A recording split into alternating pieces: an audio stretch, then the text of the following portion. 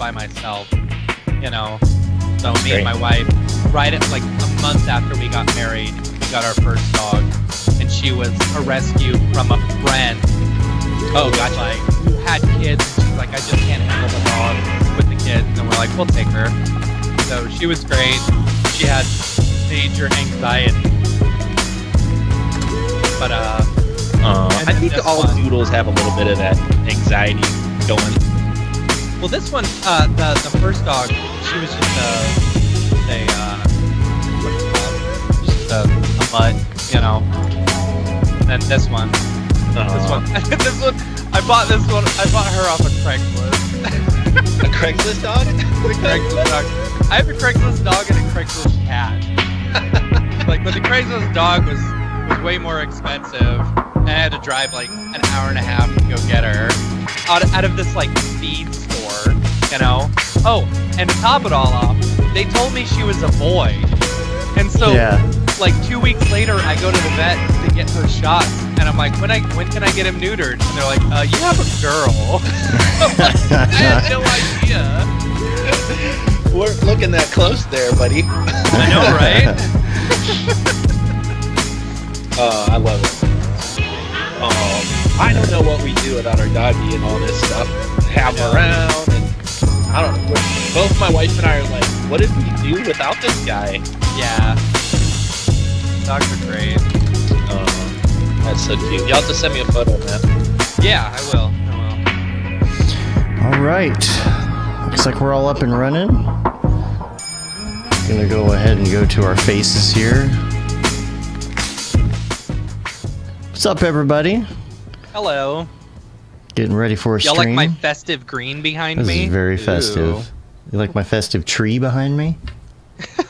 I've only put the bulbs Is that where you all can see fiber them. optic? Yeah, it's fiber and LEDs, but the bulbs are only where you can see them in the shot. The rest of the tree, there's nothing there. So that's classic YouTube. Yeah. You gotta only set up what's in the screen. That's right. That's funny. Anything to get them to mash that like and subscribe button. Yeah. Ding that bell. New subscriber. I need some slide whistles and things too. Just do a whole morning zoo. Cool. Well, I think we're up and running. I'm going to go ahead and start rolling my audio recording. If the two of you want to do that as well. I did. I started early. Cool. 2 minutes in. For you editors out there, 2 minutes in. Sweet. Good to know. Gonna make Dave edit. I know you're editing. I gotta sync it, do the sync clap anyway. So we're gonna do a sync clap. It'll be 1, 2, 3 clap. Okay. 1, 2, 3. Perfecto. Perfect. That was beautiful. Cool. All right. I think we're all set to go here. And I'm going to start it off. How's my hair, Matt? I know I always forget that I'm like backwards, so I'm trying to fix it over here, and it's like, oh man, I just messed it up. My hair is longer than usual. I need to go shave today. I got a haircut yesterday because I was trying to go for the Beeple Macklemore haircut, because he's worth $1 billion now. So I was like, maybe if I get my haircut like him. Yeah. Maybe that's the secret. That's how you make the money. Cool. All right, here we go. It's definitely not that you did 10 years of artwork. It's just 13 years of work. No, not at all. It's definitely the haircut. Yeah. No. All right, here we go. What's up, and welcome to another Mograph Mocast. I'm Dave. And I'm Matt. Joining us today from Grayscale Gorilla, Mr. Nick Campbell. Hey, guys. And Mograph is a supplement to our site, mograph.com, which is a motion graphics tutorial site with tutorials, plugins, podcasts, and other Mograph stuff. And on the show, we talk about everything ranging from motion graphics to Cinema 4D, After Effects, plugins, render engines, doing business, doing taxes, being a contractor, or working for the man. You can email us info@mograph.com. Let us know what you think about the show. Questions, comments, concerns, queries, grievances, show topic ideas, artist suggestions. We're on Facebook, Twitter, Instagram, YouTube, mograph.com. Hit us up. Let us know what you want to hear. We're open to all the things. If it's noob, if it's expert level, if it's about crypto, doesn't matter what it's about. Any good we'll pretend we know. Art drops, let us know. Yeah, that's right. And Nick, you're gonna have to change the name of the podcast here. You know, with all this crypto stuff going on. Just all crypto all the time. Now I'll just start a new podcast. There you go. They call that a pivot. They call that a pivot. Yeah. Plenty of time in the day, right? We're not doing anything else. We could just do like 5 more podcasts. Right. No problem. Yeah. Why not? Yeah. Nick, you were on the show way back in the day. Like, we're talking like before video, before rebrand, all of that. And way back when you guys were the Mograph brothers, right? We were the brothers. Was meant, right? Basically. Yeah. We are brothers. We are brothers. If anyone asks, we are brothers. That's doing Mograph. Yeah. Well, thanks for having me on again, guys. Yeah. When was that last show? I feel like it was I'm looking 4 or 5 years ago. It was right before Half Res, because it was kind of like a Half Res promo, like 4 or 5 years ago. Something like that. Yeah. It was. It was right. It was like episode 30 something, I believe, somewhere in there. So we got. This is gonna be a great show today. Very great. We didn't even have like our usual routine back in the day, like our structure to the show. It was just like, we show up and say things. So this will be kind of fun. We didn't have our segments like Mograph recommends and all of that. So well, I'm all yours, guys. Whatever we get into, whatever you guys want to talk about, whatever the audience wants to talk about, I'm here, man. Awesome. It's exciting to be on the show, man. And I can't even find the old episode. I Yeah, don't know where I don't it even is. know. Oh well. But I DMCA'd it, guys. yeah, Gone. yeah. Yeah, that was it. Just a couple quick things in the week wrap up real quick before we get going. Just wanted to mention again that we did the Fireside Reunion special last week with so good. it was a late night special with Aaron Sorofsky and Barton Damer and Ryan Summers, and we had Mark Stenosia was on doing the guest thing, the guest host thing with us. It was a lot of fun, so you can catch the replay on that. And It was great conversation. Like, Yeah, I feel it was like really we could great. have gone on for another like 2 hours. Yeah. But it was getting late. It was episode 50. You were on episode 50. 50. All right. Wow. Yeah. All right. And now we're on what? 263. It's been a while. Yeah. Dude, that's great, man. That you guys are this far along, and so you do it weekly too, right? Weekly. So that's Yeah. a lot of dang episodes. It's a lot of dang episodes. Yeah, it I is. think we just hit 5 years? Just hit I think 5 so. years. Yeah. Can't That's believe great. that. Yeah, a couple other just quick things. I just wanted to mention that Winbush was on the Unreal Twitch stream last week, so Yeah. make sure you go check that out. He had a nice conversation there, and check out his Creating the Unreal course while you're at it. And He's been killing it, man. I love yeah. seeing his stuff and seeing how Unreal kind of unfolds as a tool in this world, and he's great. Yeah. He's all over the place. It's pretty insane. And of course, while you're at it, check out our Houdini course and our AR crash course. Don Allen was live with EJ last week, I believe, on Instagram, I think. Yeah, it was like Something like that? right after. It was Right after weird. the There was Fireside. the Motion Awards. Yeah. And then there was our Fireside special, and then EJ. and Don Allen got Yeah. together. This is a good night for Mograph there. And Right? by the way, also next week is going to be the holiday show with EJ and Arya, Yeah. our annual little get together where we don't really talk much about motion graphics. We mainly just drink. So Well, Dave does. yeah. Dave day drinks and gets drunk by the time the Yeah. show is over. which, for me, as much as I drink these days, it'll be one scotch and I'll be on the floor. So, Yeah. We Dave and I had on the other day the past few months or the past few years of episodes. Yeah. And, like, they're just really fun to go back and watch again. Yeah. It's like some episodes feel a little dated, but those ones are just they're just fun. Well, we were watching last year's and all we were talking about was all the cool stuff that was coming up in 2020 that we were going to do. And Yeah, we're I like, know, you all the things poor we were excited bastards. about." If you only knew. If you only knew. If you only knew. You're like, Camp Mograph's coming. Yes. We got an AP. We're all. I joked that I would have been in Vegas like 4 times already this year, Yeah. Yep. and that's zero Yeah. at this Yep. point. I know, it's so sad. Yeah.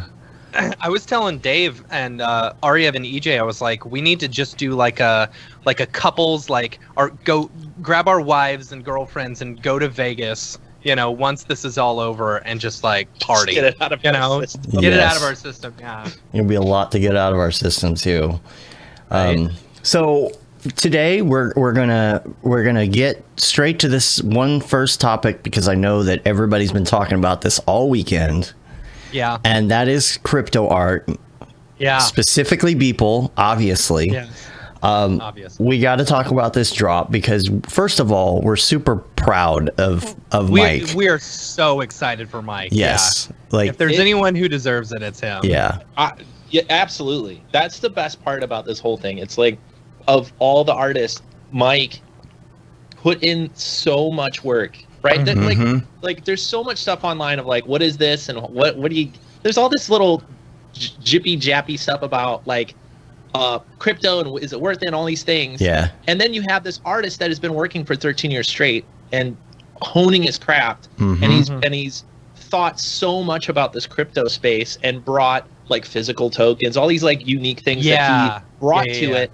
And you can't do anything but look at it and go like, I'm so proud of like even being somewhat in the same space as this guy. Like it's so amazing that Mike basically like pulled this off. It's so incredible to see. So congrats to congrats to Mike. That's so amazing to watch.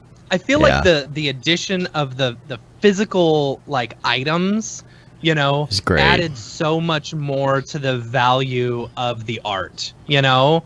Like, like people enjoy tangible things. Yeah. And knowing that we're going to get this awesome little box with this cool LED screen, you know, and a physical token and like some of his pubic hair and stuff, you know, like I'm super excited about that. Well, so like he solved the number one question everyone had, which really at the end of it doesn't matter. That's not really what you bought, right? Like, but everyone's like, yeah, but what do you do? Like, can I put it on my wall? Can I sell it? Can I do this? And the answer to all that is like you're missing the point, right? Yeah. And no, but so many people couldn't get that out of their head. Like, but what am I really buying?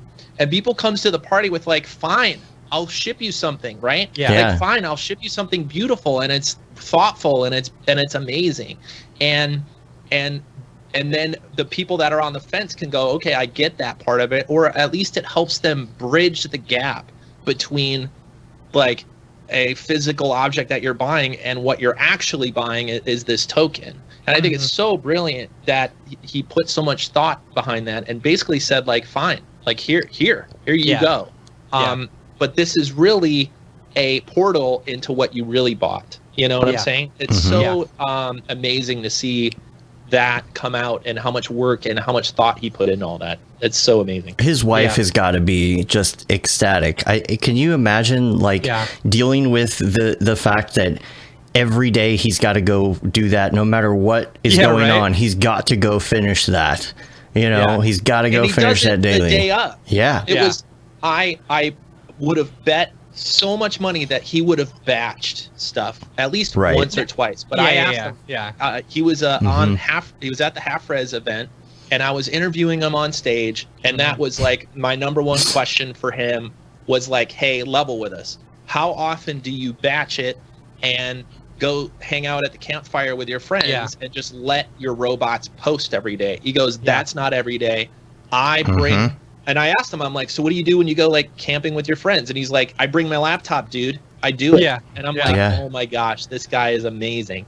So for what, 13 years he's been building this and putting out art. And I just, of all the people to bring it to this next world of whatever crypto turns into, I'm just so happy that it's Beeple. What a great guy. I was part of me was worried that it's like, okay, he just made $3.5 million.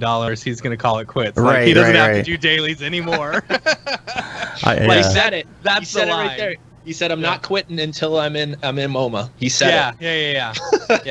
Yeah. He. I mean, even like think about like his kids have their school paid for now. Like that. Like it's got to be just a wonderful feeling for working that hard for over a decade and just like. Finally it's paying off, you know the people that we're dealing with, you having to do that daily every day. Here's the thing that's super cool, and he's never cared about like just people stealing his work and like reusing it and reposting it and like using it for anything. He just gave it away for free. So like literally you could go on his site and download any one of these dailies, you know, if you wanted, files and everything. But it's like it files and everything, and it's like he still made that money, you know.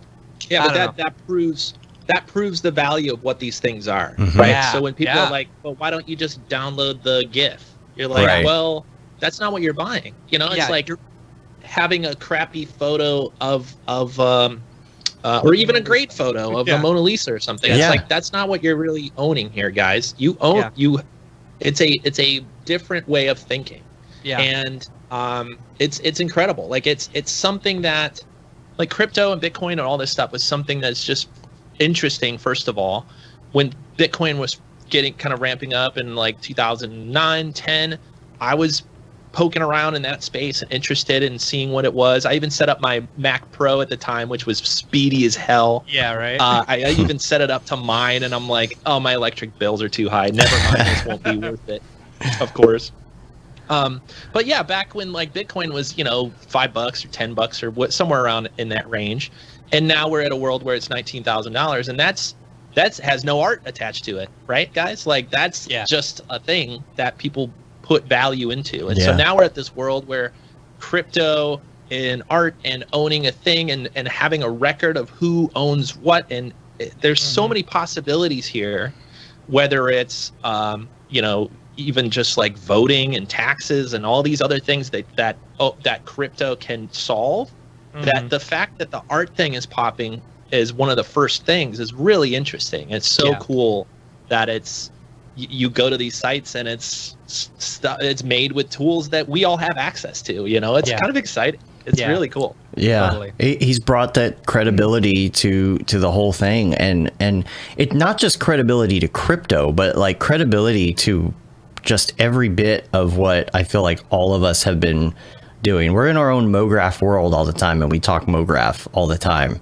But the people outside of that world don't really understand what's going on or what it's about, or all the nerd famous people that are circulating around, And it's like now there's people outside of this hearing about this. What is this digital art, crypto art thing? I mean, who was it? John Lennon's son was tweeting about it. The fact that he was like chatting with Sean Lennon on Twitter, I'm like, oh, Sean, because like I'm just like a 90s rock guy in general, and that album was like, I don't think it left my car for like 2 years straight. But okay, so that's separate. That's my own Sean Lennon nerd thing. The fact that Beeple was like just like chatting with Sean Lennon, I'm like, oh, this is incredible. It's incredible what happened, what went down this weekend. I mean, separate from like the money is amazing, right? Like we could all add up the money and be like, okay, that is quite the feat. But the fact that it's tied at all to like Mike and Beeple and somebody we know, it's like so fascinating to just follow it. So I couldn't stop staring this weekend as well. It's so cool to see that. Which pieces did you pick up?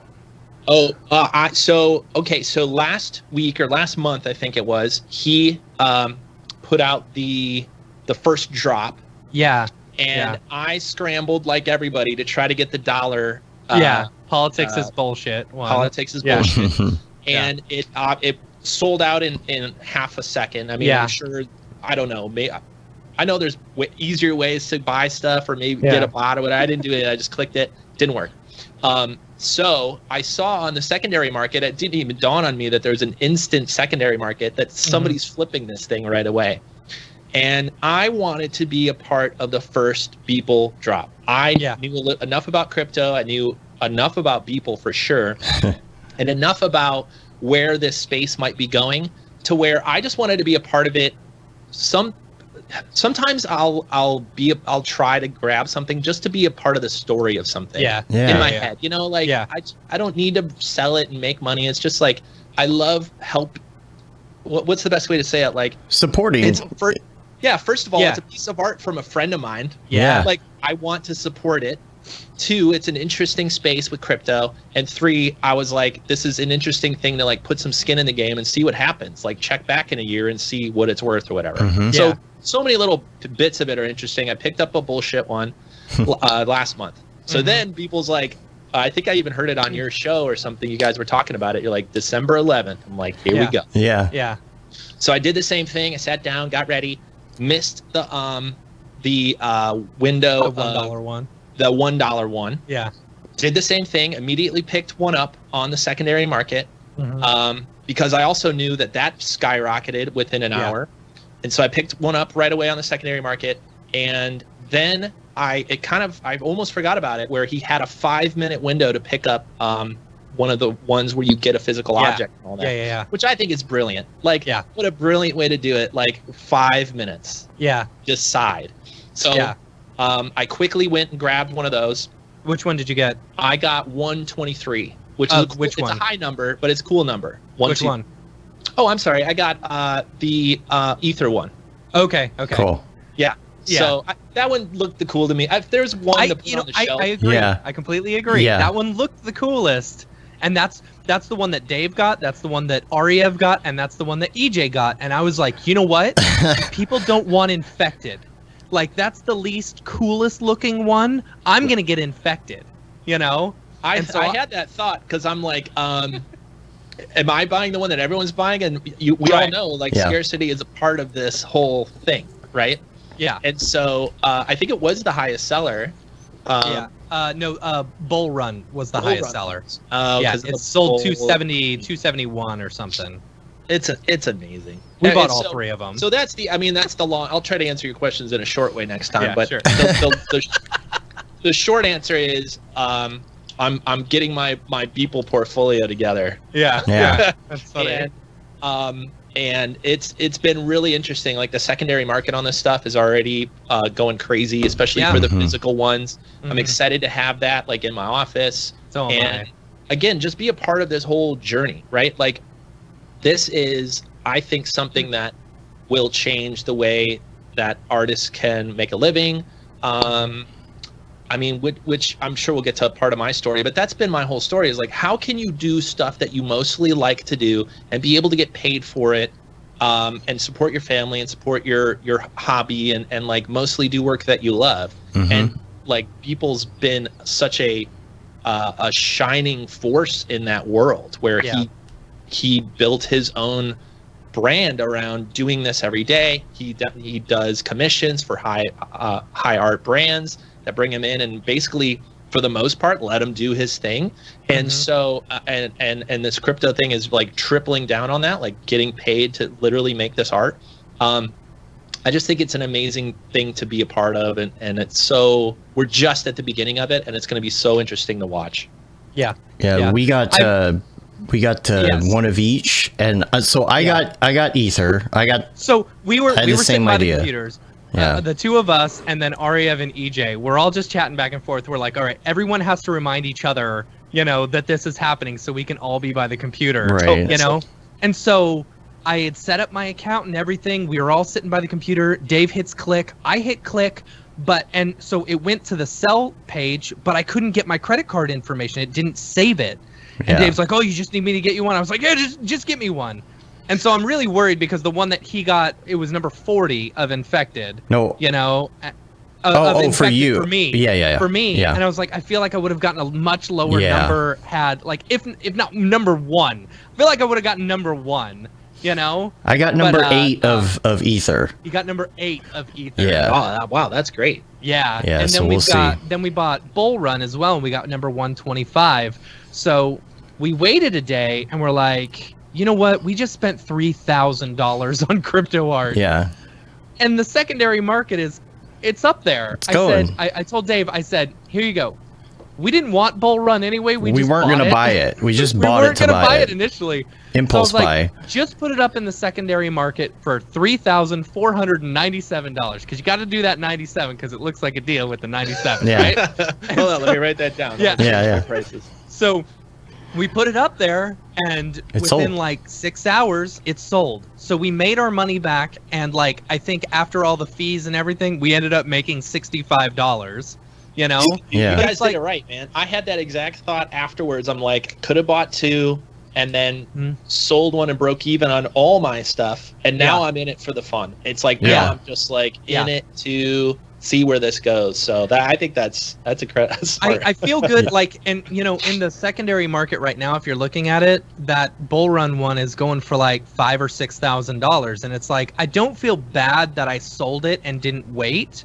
you know, because I'm like, we made our money back, we got what we initially wanted, and these ones that we bought may still be worth something. Even if they're worth nothing, we didn't lose anything. But we're part of it, and we have the cool physical art, and that was the point. And it didn't cost us anything. So I think that's a great way to think of it. And there's a lot of like investment theory that goes in that way too. You know, like if you go buy Tesla or whatever, and it doubles, you could sell half of it essentially, and now you're riding on, you know, the rest of it's kind of for free at this point. You could lose the rest and break even. Exactly. And so I think investment wise, it's a good way to think of it, especially in something that we don't know the value long term. Yeah. Like what does crypto look like in 6 months or a year or 10 years? Who knows? And when Beeple is in the MoMA, what is this thing gonna? How does this thing exist? You know?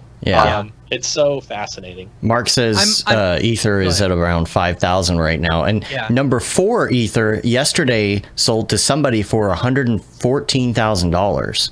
Yeah, which is crazy. Yeah, that's insane. It's bonkers. I'm interested to see like where this goes, you know, because part of me is like, oh yeah, it's gonna be huge, but the other half of me is like, no, maybe people just grifted for $3.5 million. He's on an island somewhere already. Yeah, exactly. Yeah. You know, and we were talking about that. We were like, oh, I bet you he's in Mexico right now, just chilling, just waiting for all this money to come in. Tijuana. And he's just gonna stay there. Yeah. You know, I have a feeling, knowing, hanging out enough with people, that he may be anywhere in the world, but he brought his laptop with him. Yeah. You know what I mean? Yeah. And there'll be another post. Like, it's just built into the habit of his art. I mean, I don't think this is I mean, talk about a long con to go do work for 10 years, right? And then, you know, divide up your 10 year of work for $3 million. Like, it's a good payday, but I don't think that's the goal here, guys. I hope he took a few days off, but knowing him, he's got his laptop next to him, you know. So I think it's we'll just say it's so fascinating. The craps tables next time that we're in Vegas might be interesting. What's interesting to look at, so like there's still the market for these ones that just sold, but if you go back, and if I'm looking at Niftygateway right now, and I'm looking at the politics is bullshit, and you're looking at the global history, and you can see the sales. That's the cool thing about this, is that you can see who sold what to whom and how much money it was for, you know. But still, like with this politics is bullshit one, either people are holding on to it, or they're not selling it because or no one's buying it right now, because the last one that was bought was December 6th, which I think is very interesting. But anyway, it's fun to watch. It is fun to watch. It is really, really fun to watch. The one that sold for all 7s, did you see the bidding war that was going on? They were adding like $5,000 back and forth until they got up to the 300,000s, and all of a sudden it was 380,000, and someone doubled it. I'm watching it tick down, and then like within 10 seconds it was like $777,000. You're like, oh, it's because if you look at the history, it's these two guys that were going back and forth in like little $5,000 or $10,000 increments, and all of a sudden one of them said, "F you, I'm buying it for like all 7s," just out of the blue, and just blew the guy out of the water. It's so crazy that you can go back and see how that came together. Yeah. It's cool. It's fascinating, and I know it's almost a spectacle for so many people to look at and be like, "What's this crazy? But what is this like? What does it mean for another artist to do this?" You know, and I think it's funny sometimes when like another artist is like, "Oh, I'll throw my random 3D stuff up and they're like, "Well, that's not why he sold this thing for $100,000." Yeah, he's been putting the work in, and being Beeple for this long, you know, and it's just a completely new way to think of it. So yeah, I mean, I think it's hard to guess where all this goes, but I don't know what else there is to say other than it's interesting to me to kind of see where all this goes. Yeah. I'm interested to see in the future the difference between like what the physical pieces will go for versus if you're splitting it up from the actual blockchain, you know? That like, it's say I'm selling the physical piece but keeping the I don't think the crypto. I don't you think can. Yeah, you can? absolutely can. Oh, okay. You know? Yeah, I thought you had mean, to transfer that. I don't know. I mean, he says it right there on the that site. it won't be worth as There's much. there's nothing stopping you from doing this. But again, I think that's missing the point. The physical thing is just a medallion that proves that you own the actual thing that's really worth something. Right. And that's the whole point. The whole point is the blockchain, the fact that you can trace it to who owns it, the fact that you can prove who owns this token is what you bought. The thing he's sending you, I think, at least for me, is just it's the diploma on the wall. Like it's the piece of paper that shows that I have this thing, and it's not the actual thing. That thing that you got was an education and the knowledge that's in your head and the experience. The piece of paper on the wall is just a shortcut for you to say, yeah, I got one. Yeah. Right? And that's all this thing, to me at least, that's all this physical thing is a thing to say to yourself. It doesn't need to be a bragging right, although I might have it behind me on my you better believe it. But it can also be like, there are things that I own that I think everybody has an emotional attachment to, that you walk by. Maybe it's something from your childhood, maybe it's something from your family or your dad or something like that you go like, yes, this little piece of metal or plastic means a lot more to me than just the piece of metal or plastic. And I think that the interesting thing that Beeple did was tie those things together instantly and say, I'm going to give you a medallion that means something more than the piece of plastic and the hair that's in it. This has an emotional attachment to the thing that you did, that you supported me, and this is my artwork. I'm even going to give you a screen to show the artwork. And all of this is here, not because of the thing. Like, I don't think he would sell those on their own anyway. That's just not what he's selling you. This is a reminder that you are now a part of something bigger than a piece of plastic. And I think that's what's so brilliant about, to me, what he did in this last drop. I'm curious what the cost of the actual physical like pieces are. You know, like what did it cost him to get these but it's not mass too bad. Produced and stuff like that? You know, like what does it cost to mint a coin? What does it cost? I mean, it's like the cost of a Raspberry Pi, man. I mean, that know? stuff is so cheap these days, you know. So, I mean, he can't be doing this himself, right? You know, it's gotta be all of it. Yeah, I don't know. Well, let's get to congratulations, Mike. Congrats. We're proud of you. Yeah. I mean, geez, it's so great. I love Mike. Every time I bump into him and are able to have a conversation with him, he's just so great. So yes, congrats to you, Mike. That's so amazing. Yeah. Cool. Well, let's get to your background, Nick, because I don't think we were mainly talking last time you were on just about half-res in general, and we'd love to talk. We talked about. I don't remember. It's been a long time. I don't really remember. It's been a long time. But it would be cool to kind of to go back and talk about your backstory a little bit and the start of Grayscale Gorilla and where that came from, because originally it was a blog, right? And a photography blog, if I remember correctly. Yeah, so the Grayscale Gorilla name and the whole thing started, I want to say 2002, 2003 era. So right around that time, depends on how long of a story you guys want. I'll try to give you the shorter version, but so I just fell in love with After Effects. Like, that's really the beginning of all of this part of the story is around 2000 era, 2001, I fell in love with MK12, and at the end of one of their videos, they said that they used After Effects. And once I saw what After Effects was, the rest of my life was kind of like printed out before me. It was figure out how this thing works, and I think this is what I want to do with my life. Like, at the time, I was doing a little music production, and I was doing a little video and learning Final Cut and trying to animate in Final Cut and trying to, learn Pro Tools, and there was just something to all that stuff that was interesting, but it wasn't quite there yet. And as soon as I saw After Effects, that was it. So I ended up going to school in Chicago for design and learning After Effects and basically making that my sole focus. Around that time, something that I was never great about in After Effects was, what do I bring into this? Like, I wasn't an illustrator.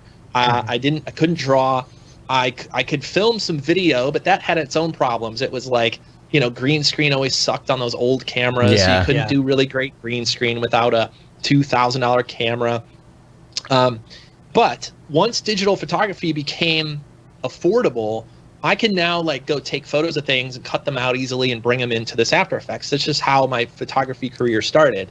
Then I got completely obsessed with photography and going down that whole rabbit hole that I ended up making a photo a day website. And this was pretty popular in the early 2000s, where digital photography made it easy for you to take a photo, and a lot of artists were just like putting up a photo a day.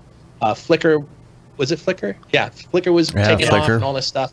So I took grayscalegorilla.com and I made a photo a day website, and I posted a photo a day for 3 years straight.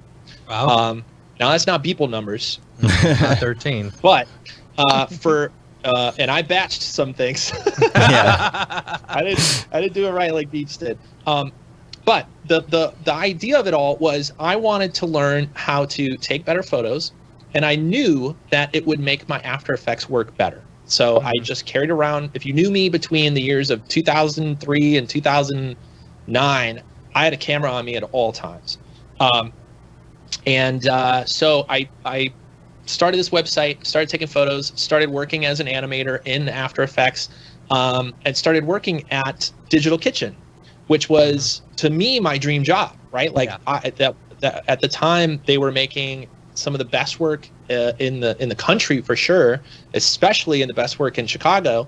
And I was there animating, doing work there, and posting photos and all this stuff. Well, pretty quickly, people asked me about my day job. Hey, you do After Effects stuff? Why don't you show me some of that stuff? Like, what's going on? So I started a blog, started talking about After Effects, started talking about photography, what camera gear I owned, and man, that took off too. And every time something like that takes off, my brain's like, man, this is interesting. Like, just like we talked about with all these other interesting things happening in the world. And I decided that this would be something I want to pay more attention to and start to learn and start to teach, which was always something that that's always been a big part of my history, is teaching. And so I started putting up tutorials on After Effects and a little bit of tutorials on photography. I showed you my, how to take a photo and do focus lock and all this stuff. And around that time, there was also this new thing that was pretty new in our world called Cinema 4D. And if anyone was looking at Cinema 4D back then, it was the only 3D app on Mac, so it had that going for it.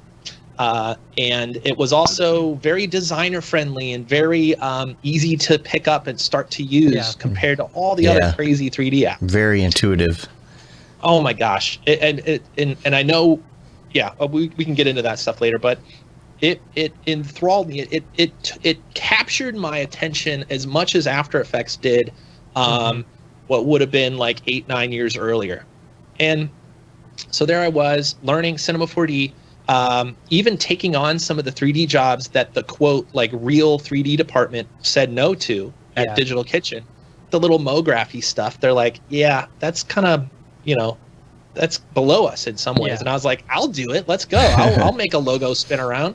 And so I started learning Cinema 4D and started learning. I was still, in getting better at After Effects.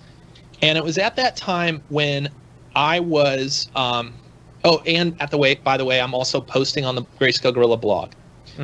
Now it comes to the point of like where the real new part of Grayscale Gorilla over the last 10 years started.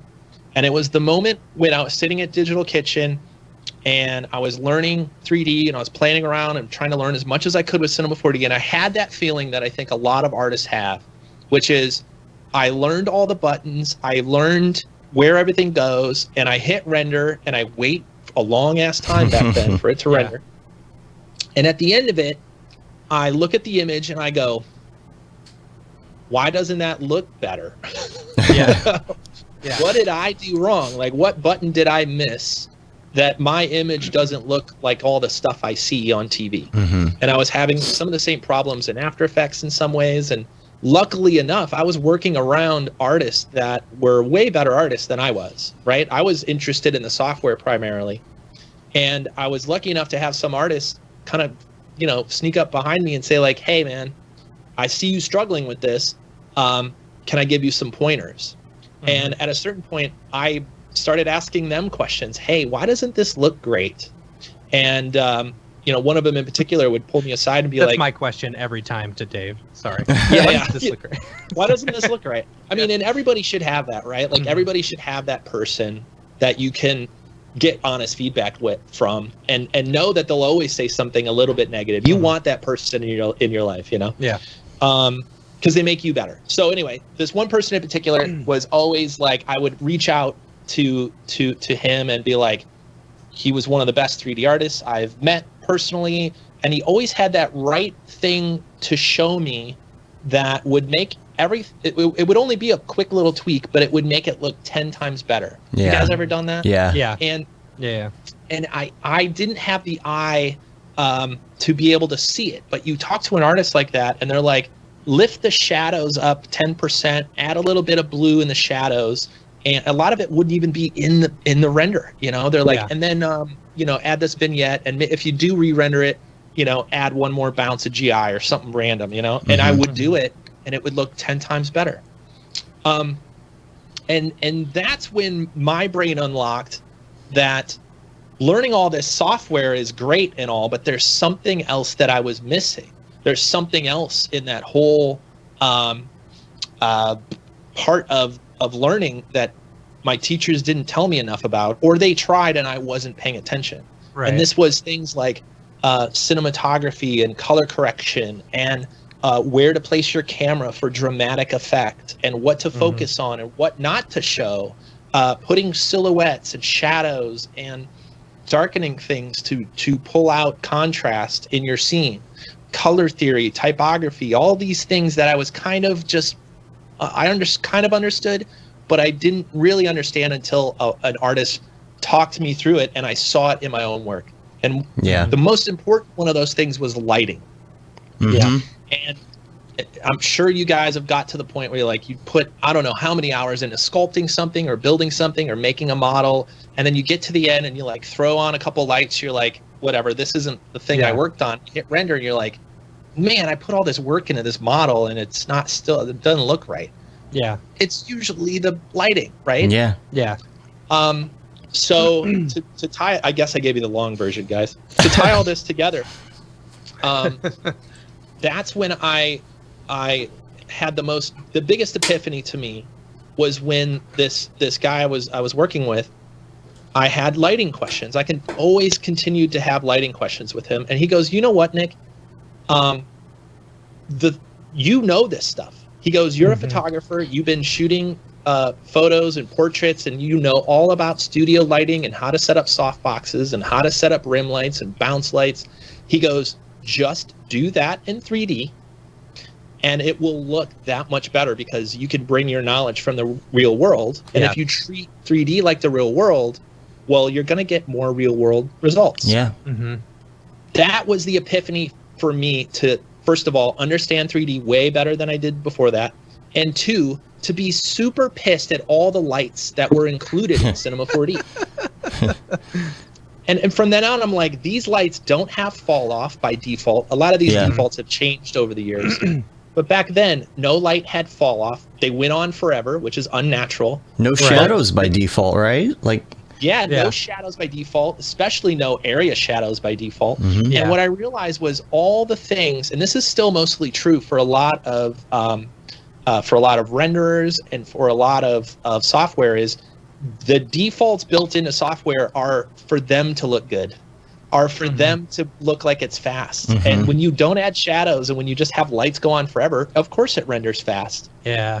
And it takes a little bit longer to render, obviously, when you use realistic lights, when you use area lights and realistic fall off, and even putting textures on your lights instead of just a plain square. All these things added up to a much more realistic render. And I got so mad that wasn't a default built into Cinema 4D. And in fact, I got so mad that I went and built my own lights. Yeah. And that's what became of our first plugin that we created called LightKit Pro. And that's when I started looking at this Grayscale Gorilla thing and the website and the people that were, interested in Cinema 4D and thinking, I want to actually go do that. I actually think that helping people create better work, bringing these tips and these tutorials, and more importantly, these plugins and lights and then materials and all the other things that we do now, helping other artists do this is, at least at the time and still today, luckily, way more fun than like doing another job for Digital Kitchen. And so what I decided was that would be my mission. I wanted to bring and serve the Cinema 4D artist with tools and materials and training, tutorials, all the stuff we've been doing for over 11 years. I wanted to bring that to Cinema 4D artists, and that's the origin story of where Grayscale Gorilla started. And so that was 2009 when we started. So over 11 years later now, we have over 10 employees. We have thousands of customers. We've helped now thousands of artists create a career doing 3D and create a career to do exactly the thing that I was so pumped about 10 years ago. And hopefully now that they have better tools, they have better training and everything, way more than I had when I got started. Yeah, for sure. And so, I get off on a tangent with that stuff because it's important to me that people understand that this is why we're all doing this. We're all doing this because we mostly love motion design, we love 3D, and hearing somebody else's story for me was always important part of that process. And I'll add one more little detail to the story, and then I'll shut up. And you guys could ask your second question, I guess. I'll talk. The guy that was always behind me and super helpful and one of the best 3D artists that taught me all this stuff, his name is Chad Ashley. I knew it. I was going to ask, was it Chad? I knew it. Yeah. It was Chad. Yeah. And so when I, a few years ago, 5 years ago now, when 5? It might be 4 or 5 years now that Chad's been with us. When I wanted to take Grayscale Gorilla to the next level, and I said, okay, I brought Grayscale Gorilla as far as I could with my knowledge and my skill and working with other developers and bringing new plugins and ideas. How do I really take this to the next level and bring in an artist that's been doing it way longer than me that could show us the tricks that would make things 10 times better looking? And I started thinking about it. I was like, that's Chad. He's the perfect one. So he's been with us for 5 years now. Been a huge part of the last few years of Grayscale Gorilla, bringing all these materials, new plugins, and all this stuff. So that's just a little part of the story I wanted to make sure I got out there before I forgot. You've got how many people who work for you now? 10? Right? Yeah, it depends on how you do the part-time versus full-time, but I think we're around 10 right now. Yeah. So That's cool. Yeah, it's incredible. Like I would have never guessed when it was just me in my bedroom 10 years ago, Right. I remember tweeting to you years and years ago, right after I had officially changed my title.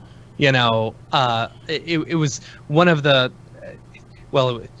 our art director came in and he's like, yeah, I think we're gonna move you over to the 3D team. It ended up being BS, but I was so excited about it. I was like, I tweeted at you. I was like, oh, Nick Campbell, thanks so much for helping me get to this place. And you were like, yeah, way to go. Super enthusiastic about it and stuff.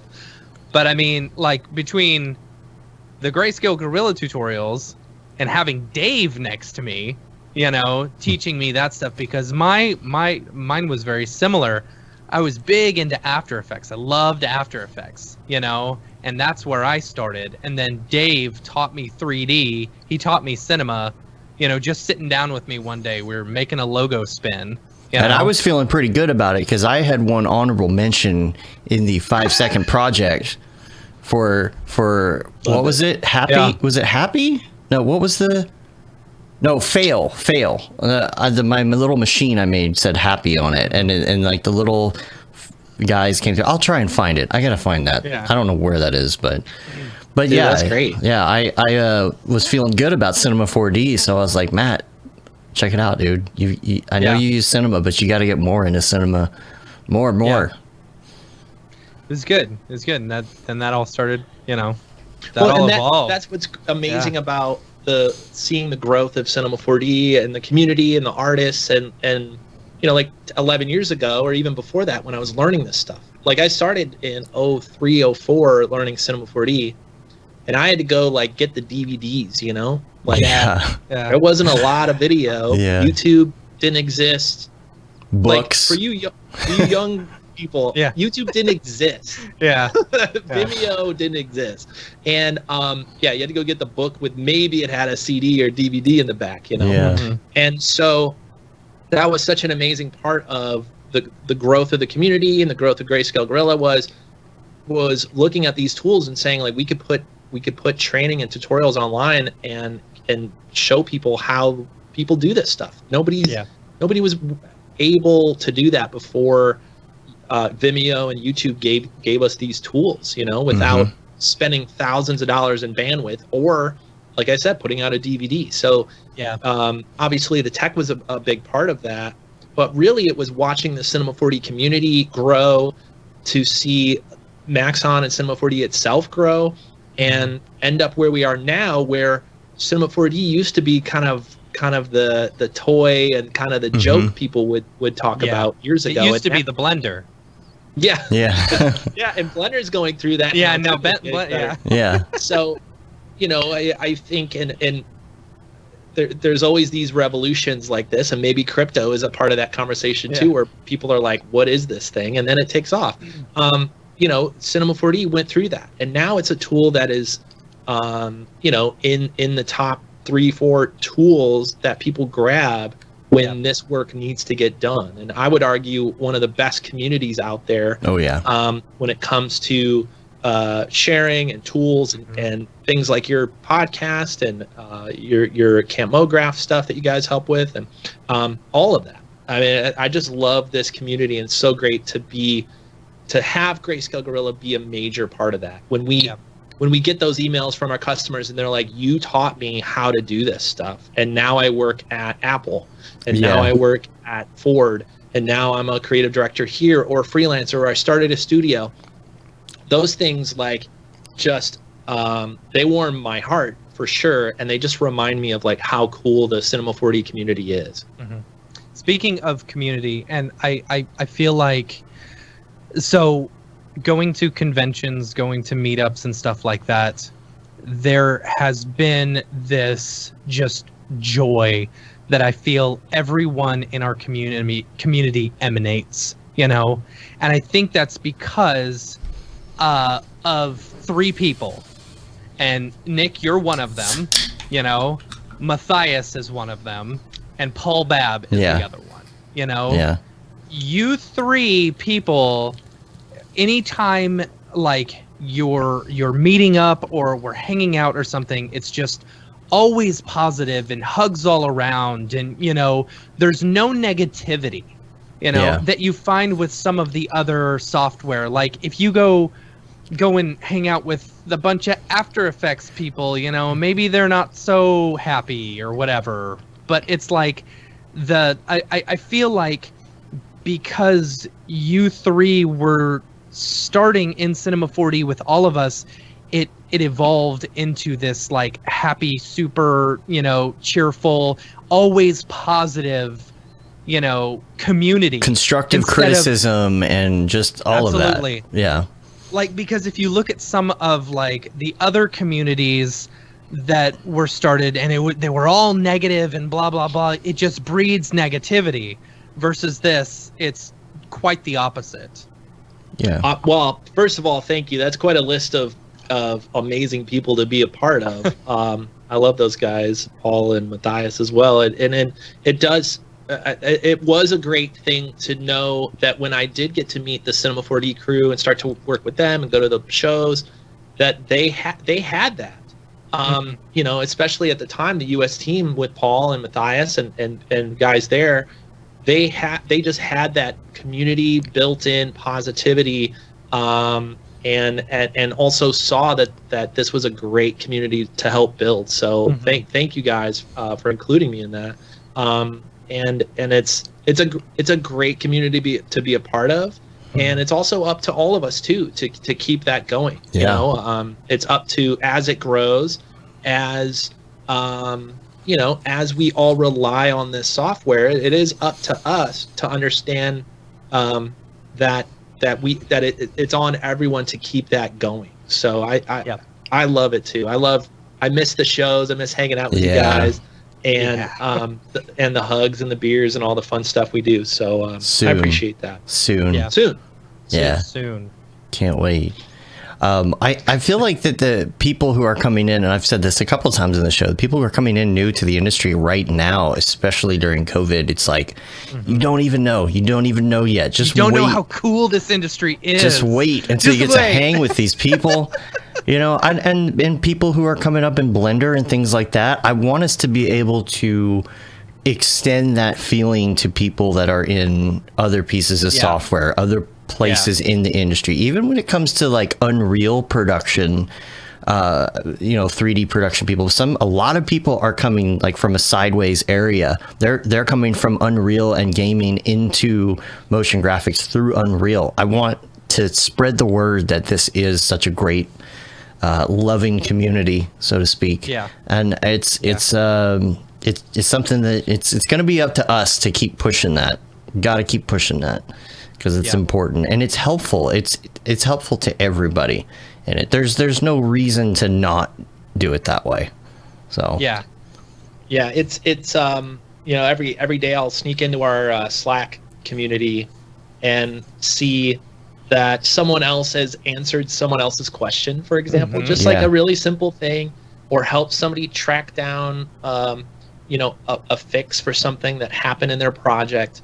And I'm reminded every time I'm in our GSG Connect Slack that there's hundreds of artists, I think thousands at this point, helping each other out, talking with each other, and talking about other stuff too, not just the software, about business and about how to charge clients and how to build a life around work-life balance and your family and your mental health and all the other things that come around this stuff that I'm so proud is a major part of what the Cinema 4D community turned into. Things like the Camp Mograph that you guys do, where it's based around that specifically. It's nice to see a healthy, positive community stick around and be around for this long. It's very rare, you know. It's really cool.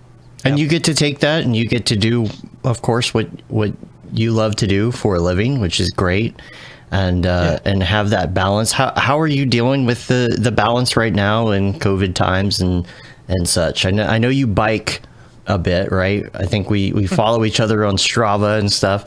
How are you feeling this year with all of that? I could be better. I could be better with it for the last few months. I think all things considered, this year turned out okay. You know, we as a team, we were already a virtual team when 2020 started, so we were already working either from home or from a small office. So we had that going for us. But I think the downside of always working from home is that physical side of things and getting on your bike. I had a good habit of biking to work every day.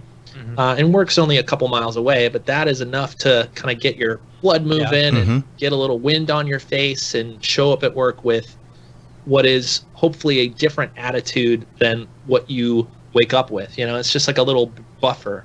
So I would say I missed that part of it. I thought about maybe even just going on a ride every morning. Why not? Like emulate my little bike ride to work and end up at the same place at my house. But I have not been as good at that as I could. And I suspect a lot of us haven't, you know. I've been trying to take it a little bit easy on myself and not over stress about, I'm not working out as much as I should and all those things because of just the crazy year everyone's having. But it's something I think about a lot.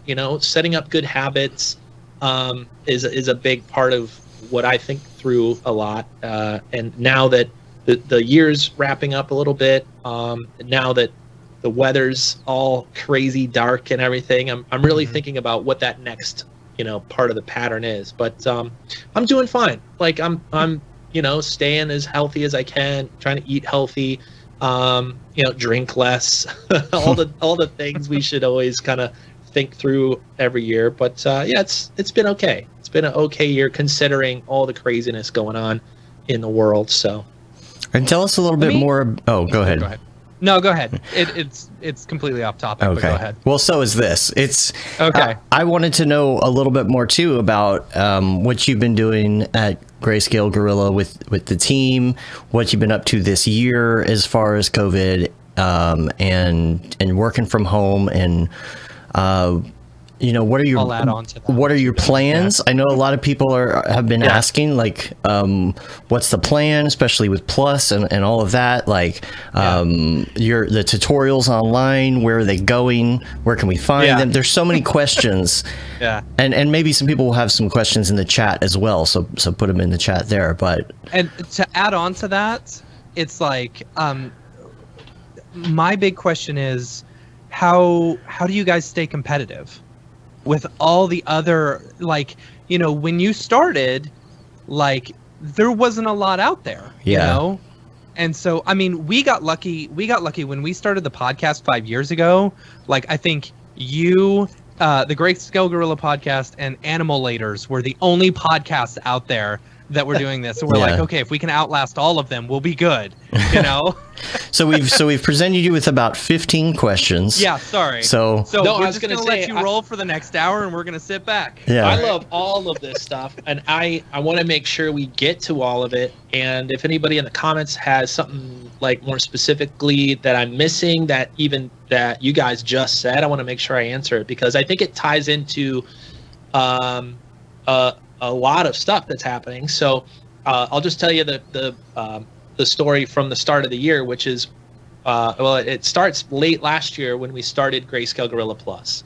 And we put out Plus as a way for people to get access to all of our training for one price. Once we had 4 and 5 and 6 major pieces of training that were all, I think $2.99, around that price, we had a lot of people say, like, can I get it all? Do you guys have a bundle at least? And the problem with bundles is the bundle works until there's a new thing.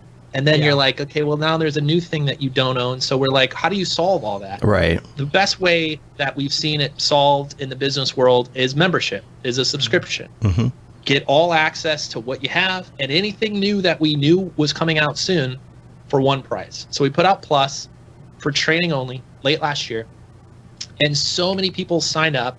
So many people wrote back and said, this library of what you guys built is amazing, that we sat down early this year and said, how can we make Plus even more valuable and make this a no-brainer membership that people will rely on, that people can use day to day, that people will see way more value than what the cost is, right? Because I know I sign up to all these memberships, and I know every time it rolls around, I look at it and I'm like, did I get this value out of what I'm about to pay again for a month? So we sat down and thought really hard about what that could be, because we saw success in it. We saw our customers start to understand and get it.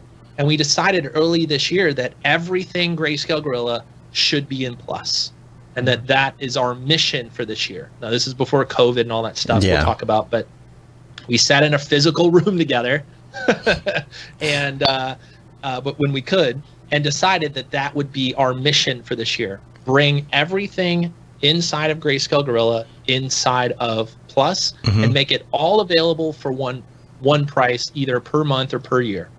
We also knew all the new stuff we were building. So we had, at the time, we had new training that we were working on. We had new plugins we're working on. We had new material collections we're working on. And we're like, this solves all of it. No longer do we have to sell a bundle and then you're immediately out of sync with the new stuff we're launching. We knew that if we can set up everything correctly that the artist out there could get it all for one price and just be able to grab what they need when they need it and not have to worry about whipping out the credit card every time you need a new thing. So anyway, that started around January, and we decided that, you know what, this is going to take so much work, what we're about to pull off, like build what is now called the hub, build the library, build a membership, a way better video platform than we had at the time. And we decided that, frankly, guys, we got to like just turn and work, and all of the public stuff that we've been doing, the podcasts and all this stuff. I think if we're going to pull this off, we have to say no to that for the moment and just focus in on this product. And so we all agreed, we all decided that, and that was around January, February, and then of course all of this happened. 2020 went crazy, right? So in good news, we already had a giant project we were already all working on. We were already a virtual team. So as a team, I think we did okay. Like my hearts and thoughts are with the families out there that had the kids instantly running around. I know you guys have bumped into that. Yeah. That was fun. And so we had to figure some of that stuff out, but everybody was going through that.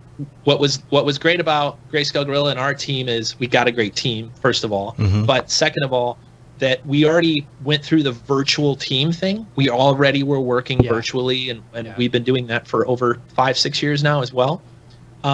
So it was a learning curve for sure, but I think we pulled it off okay, where we all still worked really hard to get the Plus stuff up and running. So just to finish that whole thought, now at the end of the year, we've launched our Grayscale Gorilla hub, which includes, I think, 6 plugins at this point. We have our brand new Grayscale Gorilla library, and that's the asset library. So what that is things like material collections, textures, scratch imperfections, and coming early next year is all of our HDRIs, HDRI link, and all that stuff will be included. We finally launched all that at the end of, honestly, in the last few months, and have just seen so many people come join Plus that we know that what we've built is valuable to artists. And we've had so many artists reach out and say, like, that one material collection saved my butt on this job I just worked on. So that's been our kind of internal journey, is turning a little bit internal to focus on all of these giant projects we wanted to get out to our customers. Now that they're out, what's really exciting for us and the team is that we can now build new collections, new material collections, new plugins, and we can basically instantly give it to our Plus members the next day. And if you want it to be on your hard drive, you click install and it's installed. And so that's been the exciting part about what we've been building. And I know I didn't answer everybody's question at that point, but that's what Plus is today. Plus is all access to all of our training. It's all access to all of our material collections. And starting early 2021, you'll have everything. So all HDRIs, HDRI Link, CityKit, Top Code, all the other stuff that isn't quite in Plus yet is all coming there. So I gotta just say, like, our team killed it. Like, I'm so proud of our team, what we've accomplished, especially during a year like this. Right. Is just bonkers. So what am I missing? I'm sure I didn't answer a few of those questions because there was a lot, but I want to dig into any of it. I was curious how you stay competitive with with other other makers, like, you've got Polygon, for example, or even Unreal Bridge, Quixel Bridge and stuff like that. How do you stay competitive with them? Yeah, first of all, those are both great services. I really love what they're trying to build. But as an artist, me as an artist and Chad as an artist, we never liked the credit way of doing work. Right. And we could have gone down that road of, like, okay, get Gorilla bucks and credits and all that stuff. And then, because here's what happens: we've all tried this. We've all looked at a material online, and then we download it, and then if we're lucky, maybe there's some sort of bridge to snap it all together and build it into the unique renderer that you use. Because these maps online that you buy, Polygon's a good example, are not built for Octane, and they're not built for Arnold, and they're not built for Redshift. They're built as a as kind of a standard that hopefully by the time you snap it all together looks the same way on different renderers. But really at the end of the day, it's up to the artist to put all this together properly. So there's one problem with it. So let's say you buy the credits, you download it, you download each map, you go into Octane, let's say, you snap all your nodes together, do all your transforms correct, you finally get it built, you drag it onto your model, and you're like, well, shit. Like, that does not look as cool as I thought it would. Like, have you ever had that? Like, I've done that 100 times. And then what's the process? The process is, okay, now you got to go tweak it, or you're like, find a new one. Or find a new one. So now we got to go back through this whole process. And so as soon as we started building, we wanted to solve all of that, right? First of all, like, that whole thing is slow and it's not as creative. I mean, if you know exactly which brick material you need, maybe that's the way to do it. But we know that Mograph artists and product artists and a lot of artists kind of work in this way of like, maybe let's try this. What if it's this? I don't know. Let's experiment a little. So we wanted to build a collection and build our tools around that idea that you can have instant access to everything and be able to drag and drop it onto your object and say, no, that's close. Let's try the scratched version. That's close. Let's try the blue version. And if we can create that experience, that we know we could solve so many problems for artists out there that get to the end of the project, they're like, now, like, I got to add materials and add lights and render this properly. We all know how long that part of it takes. We wanted to create stuff that solved that whole process. So when it comes to staying competitive, we wanted to build a different experience than the other guys.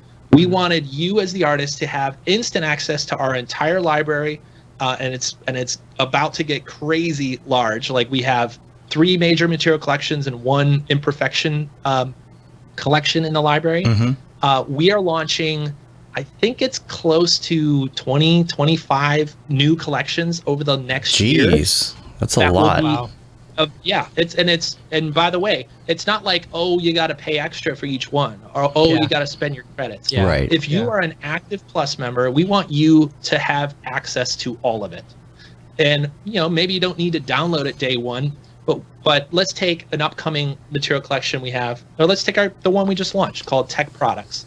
It's built for product renderers, very micro details when it comes to like the rose gold and having the perfect metal and the speaker grills and the fabrics and all the stuff that these cool products are made of. Maybe you don't need that day one, but when you do need it, the mission of what we're trying to build with Plus and our new library and the material collection is, when you do need it, you don't have to go bug your boss for the credit card. If you are a freelancer or running your own studio, you don't have to go whip out the credit card. You just go up and click download. It's in your library, and you drag and drop, and you're ready to go. It's what we've been like. It's what something Chad and I have always wanted. It's something a lot of our 3D artist friends have always wanted, and that's really what we're building. So now imagine doing that with not only materials, but also with textures, imperfection maps, scratches, thumbprints, all the stuff that's coming in the future for that. And then imagine doing that with all of your HDRIs. And we didn't even talk about HDRIs, but we all know the experience of HDRIs when you have to go like to your actual hard drive to get an HDRI. That's the whole experience again. You got to go like click it, look at it, say, that's not quite the lighting I'm going for. Let's go all the way back and start over. With HDRI Link and the new library, it's just like you try it until it looks great. Right. So that's the experience that I think keeps us not just competitive, but like wildly ahead of the curve when it comes to 3D artists working faster and doing this for a living, right? We know that clients are asking for more and paying less. We know that all these new renderers are speeding up the process so much, and we wanted to add a tool that is made for 3D artists that allows you guys to work even faster and have the materials and the lights at your fingertips when you need them. That's the first thing that I do whenever I'm working on a model or something. It's, usually I'll work on a model and I'm just kind of doing the model as one C4D file. And then later I'm going to bring it in somewhere else and really kind of tune it in. The first thing that I do when I'm just working on a model in general is I'm going to put an HDR in there. I'm going to throw some materials on it, even if it's not the final material. And it's been so great to be able to go to that library and just drag that stuff in. And I talk about this all the time, but Chad Ashley's presentation at DFW C4D about how he created some of those materials in his journey, trying to do it with actual photographs and then moving into Substance to create like some of the more procedural looking patterns. And like, it's just so great to have that library. Let me say one more thing too, because I have to brag about Chad and his team, because that is the other part of why we can stay so competitive right now. So I'll leave the pricing for the end, because I think we have incredible value as far as our price, but let's just talk about the quality of these materials for a second. When it comes to going online and grabbing a material, at least in my experience, it has been less than 50-50 that at the end of that journey of snapping your whole material together, or building it from scratch, that you really end up with something that is high quality, that holds up to scrutiny, that looks as good close up as it does from far away. And we set off to create super high quality material collections that do all of that and more. So we wanted you to drag and drop it on your scene and maybe scale it, like it's a little bit large for that wall, let's scale it down, but that might be the only decision you have to make to make beautiful textures. And we wanted to give these the 3D artists that are inside of Plus the ability to use this high quality of materials and not have compromise. The problem with something where you have to snap it all together yourself is the compromise is it kind of has to work in all the renderers, and there's always a little bit of like the details that you can really spend time on could go away because you have to make it compatible with everything. Now what we decided is we're going to sacrifice the ability to sell these materials to like Blender users, for example. They're not compatible there. But what we are gaining is if you work in Cinema 4D and you work in Arnold and you work in Redshift and you work in Octane, or you work in Octane, any three of those, that these collections are drag and drop and done, and there's no tweaking it for your renderer. They are beautiful. They're built specifically for it, right? They're built, that exactly. In fact, you download the version you need for your renderer. So we went out of our way to make sure that these are, you don't have to sit and tweak them and dial them in. They are dialed in from the box to drag and drop. And to talk about lighting for a second, they're dialed in to work with our HDRIs, with LightKit Pro, so that all of these things snap together. And that, to me, is the ultimate value of Plus, is not all of the separate stuff you get. You get hundreds of hours of training. You get, you're about to get thousands of materials. You have over 1,000 already. You are about to get all the HDRIs and all the plugins you already have access to and all the new ones. But to me, the value of Plus is the ability that they all work together.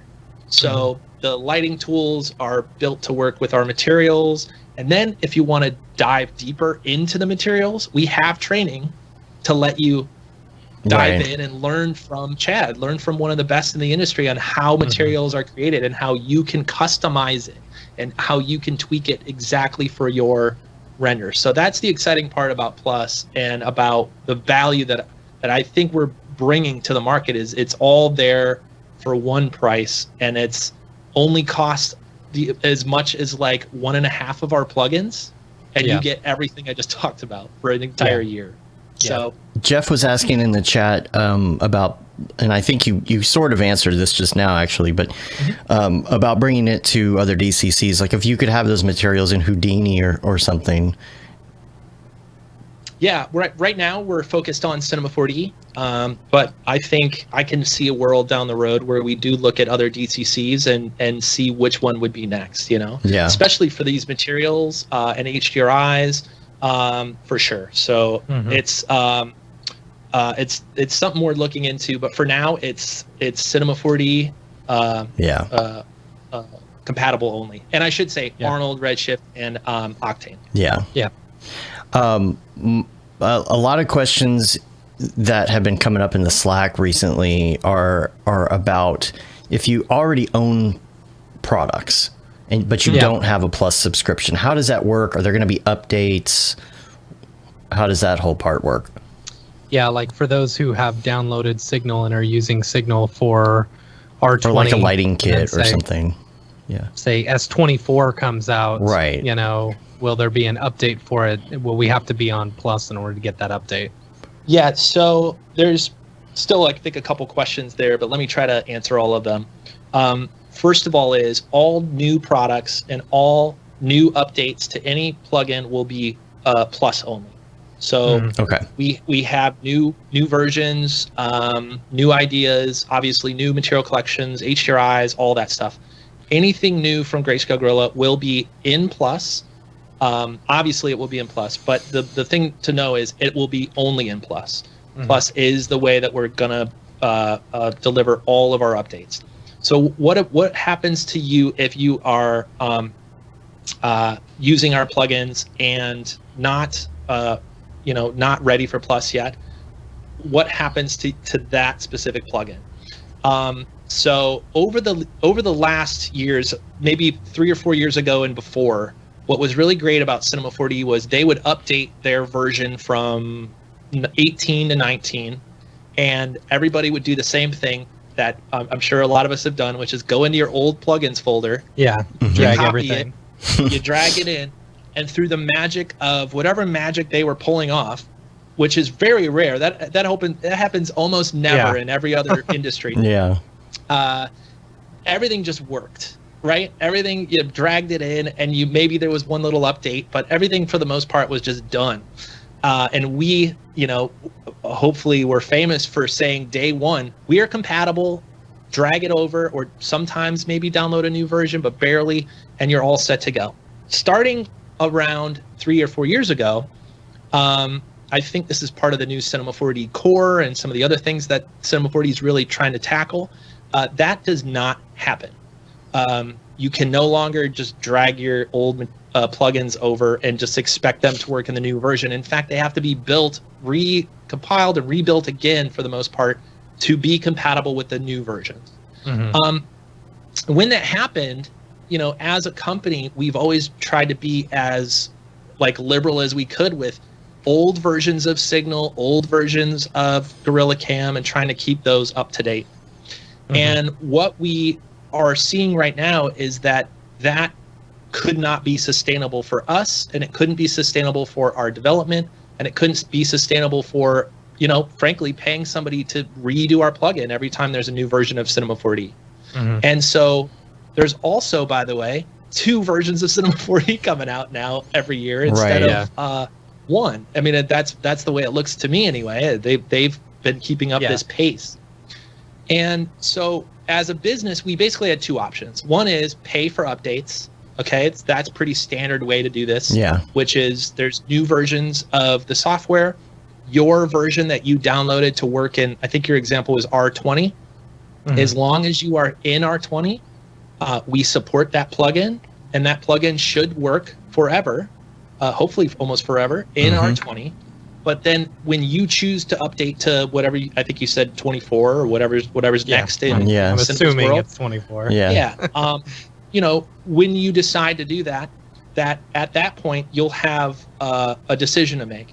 I think we're probably going to support 24 if I'm being honest, one more version forward. I'm sure we'll, make sure Signal users are compatible, ready to go. But at a certain point, there's going to be the day where Plus is going to have the latest version, and that will have the only version that is compatible with new versions of Cinema 4D. We haven't quite drawn the lines in the sand of where that is, I do want to prepare customers for that. And we also have very easy ways to go from perpetual to plus for any customer out there that is on the fence. We want to make it super easy to join. So I don't know if that fully answers it, but know that it's something that we're thinking a lot about and wanting to make it super easy and super fair to all of our customers out there that are looking at this plus thing and wondering that exact question. Sure. Another question, actually, how are you doing on time? You good? Do we need let me ping my team here. Let them know I'll be a little bit late to this next call. Okay, cool. But let's go. Yeah. Let's go. I got Send them my love too. Yeah. Oh, I will. I'll say hugs. Hugs and kisses. Hugs. Yeah. But yeah, I'm cool for, what do you say, like 15 more, 20? Sure. Sure. Is that okay? Sure. Yeah. That'd be great. Can you buy David Aryev's new course and put it in plus? I don't think They want School you of to Motion buy- would be very Yeah. happy with that. Unless, you'd have to make him a pretty good offer, I think. Yeah. But Yeah, you which, do, by the but way, you do have an Aryev course, right? I do have an Aryev Yeah? course. Yeah, exactly. I was going to say, David's great, and he's so great that we had him make a course for us. So if you are in Plus, you have a David Aryev course all about getting you started with Octane, which I watch personally. I finally had my little love affair with Octane over the last year. Yeah. I'm proud of you for that. Yeah. Thank you. Thank you. And his training came at the perfect time. I literally was learning it, and he walked me through exactly the way I wanted it, which is not stopping too much to show me how Cinema 4D works. I know that. I know how Cinema 4D works. I know how physical works. All I need you to do is show me this Octane stuff and how to start to dial in these looks and get these renders everyone shows, And he does a great job. If you're a Plus member, definitely check it out. It's all in there. It's all included in your membership. I was If there's surprised anything to I know, see. I haven't checked it out, but if there's anything I know about David Aryev, it is probably very informational. Very detailed. Probably very detailed, yeah. Yeah, which is Oh, good. yeah. He doesn't half-ass anything. That's right. Yeah. Yeah, he not only shows you like your first few hours inside of Octane, but he also shows you like how to think the way that Octane thinks, and he goes into some of the art that is being created in Octane. It shows you some of that stuff. Like it's a really cool course, and we're so happy to have some training from David in Plus. I started watching it, and I was surprised to see myself in there for a second. He was talking about some interview or something with Jules, and it's me, pre-COVID weight before I lost all the. Right. I was like super Before you scraggly gave all the COVID and weight to me. I had like the long beard and the long hair. I looked awful, but so I'm starting to check that out as well. And he just says he does such a great job. It's like everything is so meticulous. One of the questions that I've been hearing around the interwebs a lot is about your previous content that you had up, like tutorials and things. We have a Vimeo account, and I think you had a Vimeo, or you probably still have a Vimeo account. But as I think most people are doing right now, kind of like looking at Vimeo saying, why am I paying for this when I could just put it on YouTube? Why can't I play? Why doesn't Vimeo just play? That's what I never got. Yeah. I can't play. There's that's that's kind of like another two questions I'm going to try to answer, but the one of them is, let's just ask the question people are wondering, like, what happened to all the Vimeo videos? Yeah. We started on Vimeo only in 2000 and gosh, I think our first tutorial was 2008 or 9. Yeah. And then we transitioned to YouTube around 2016, let's say. So that's a lot of years of video that was on Vimeo, which at first I think was way better than YouTube way back then. Yeah. If you guys could believe it. I know if you you're guys an artist, that's where you posted your stuff. Yeah. was Oh Vimeo. yeah.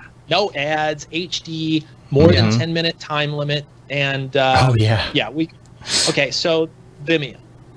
So as we got into this year and realized that if we were going to pull off what we were going to pull off, which is something I talked about earlier in the podcast, which is we need all hands on deck. We need to put our heads down and build what we knew was the new Plus, and a new website, and an entire new experience for everyone on Grayscale Gorilla Plus.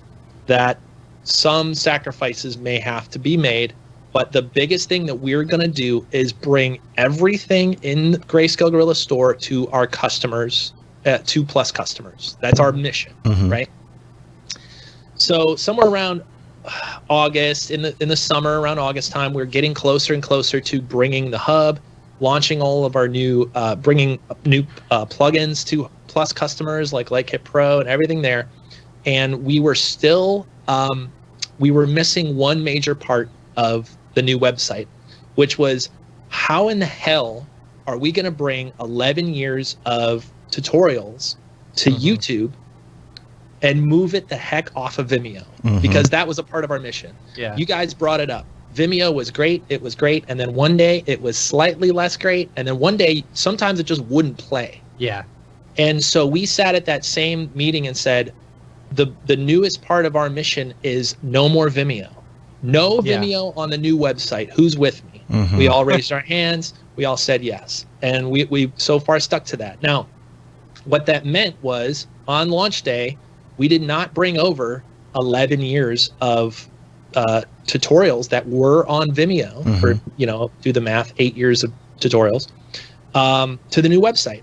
We said, let's prioritize getting new Plus out. Let's prioritize getting Hit Pro out to our Plus members. And let's not delay the website, and make sure we hand bring over every video we've made for over this many years.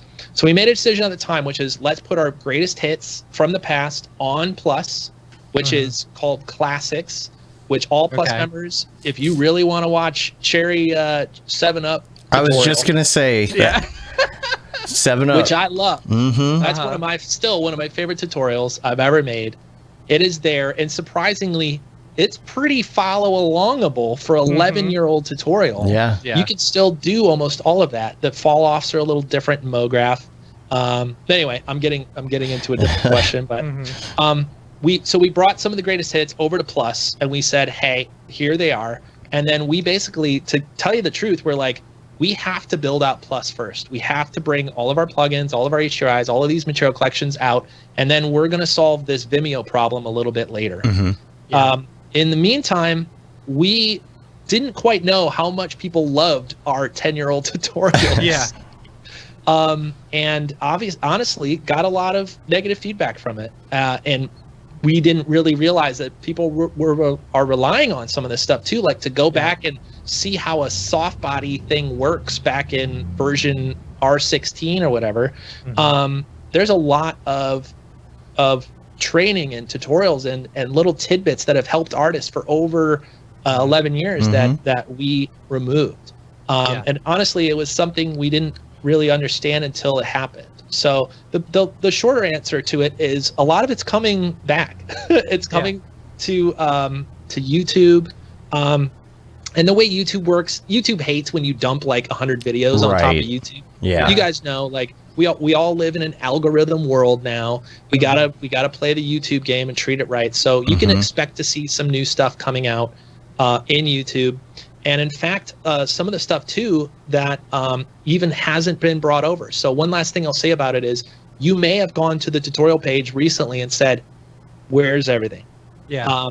A lot of it is actually still on YouTube.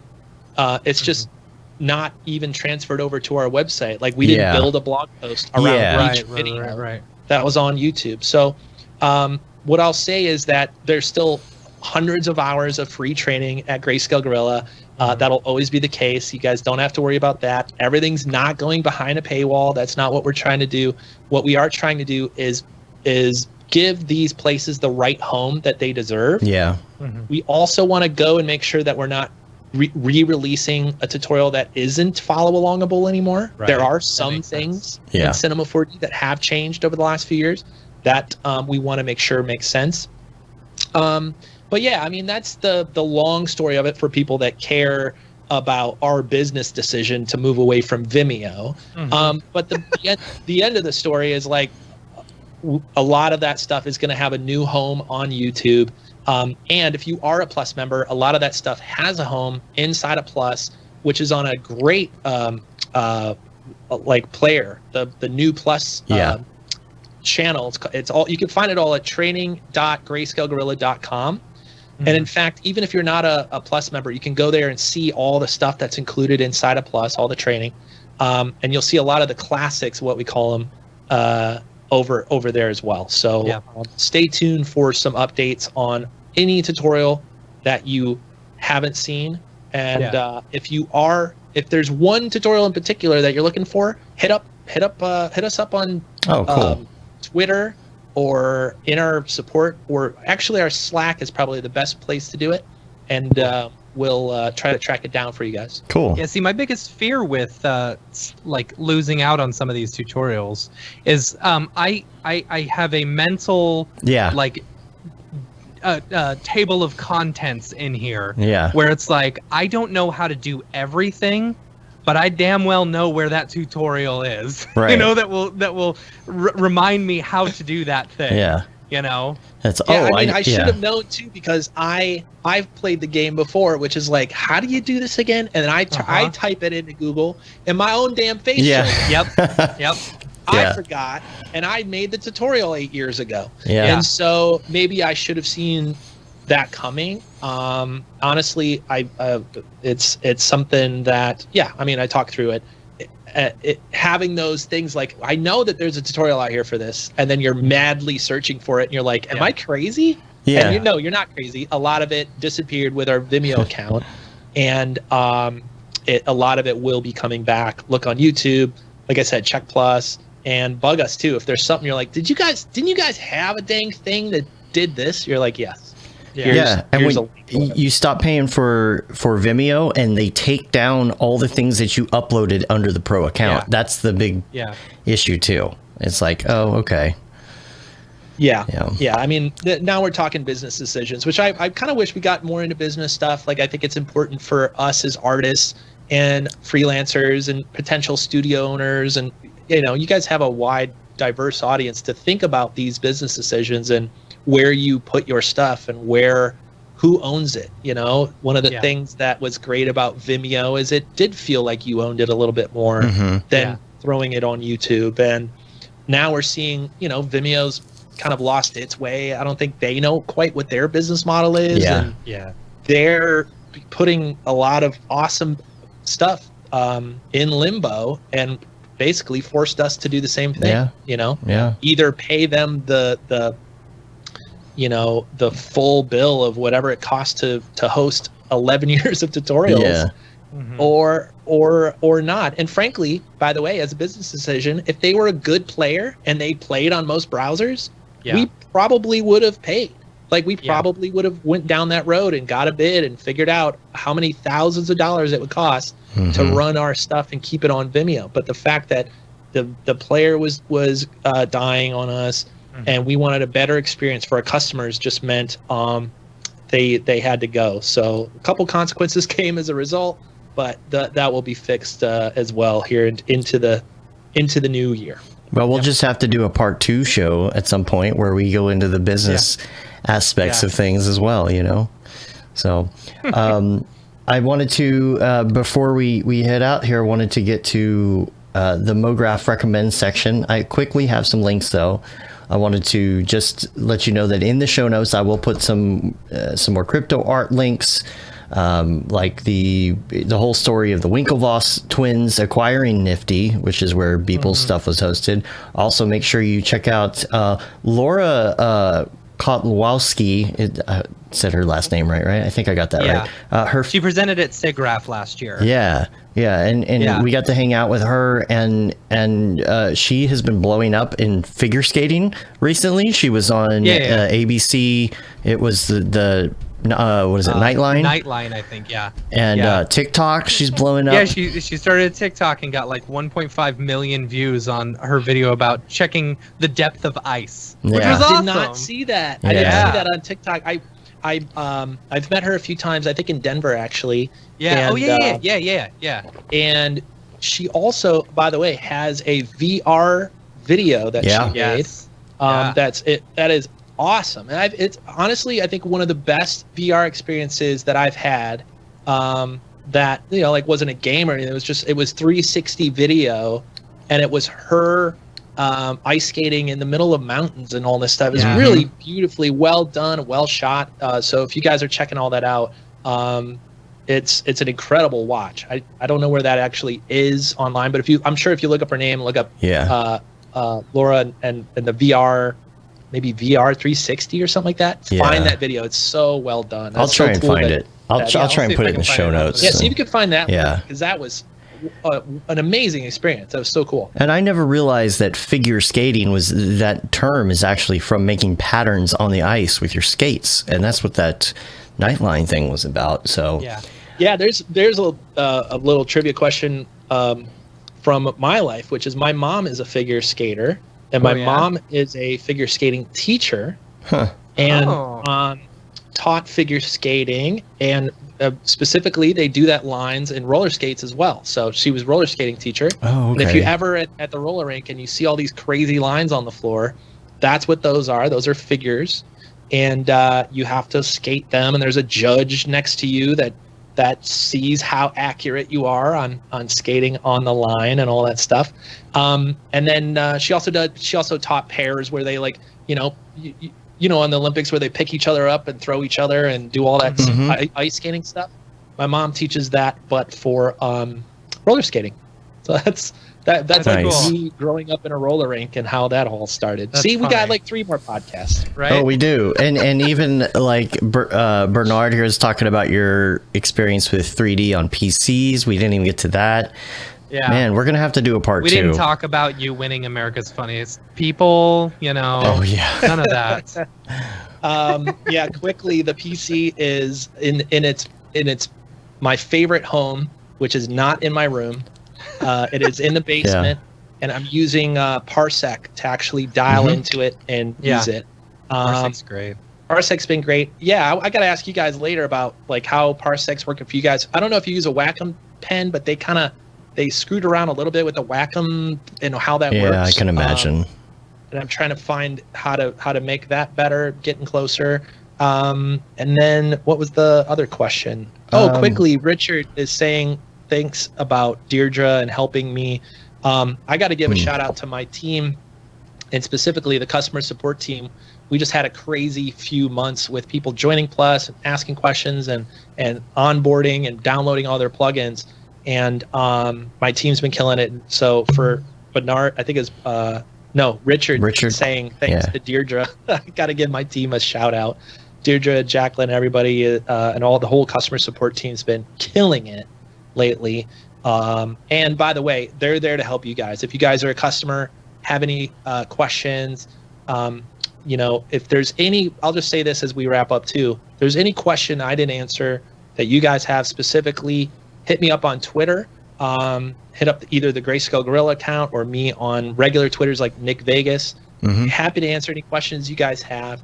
And if it's about our products or one of those tutorials we talked about, hit up our support. And I gotta say, like, I'll put up our support against almost anybody's in the biz. Like, we got the best support in town. So definitely come ask your question. We are here to help. Cool. I put Laura's VR thing in the chat. So that'll be on. I'll put it in the notes. The notes. Oh, awesome. Yeah. I got to go watch it now. I watched it in Denver. She actually showed it to me, and I was like, "This is amazing." So now that I have one, I gotta go load it up. The last 2 real quick. Smearballs made a really funny Mike Winkleman animation. Check that out. So funny. And then I did heart that one yesterday. Yeah, that was really good.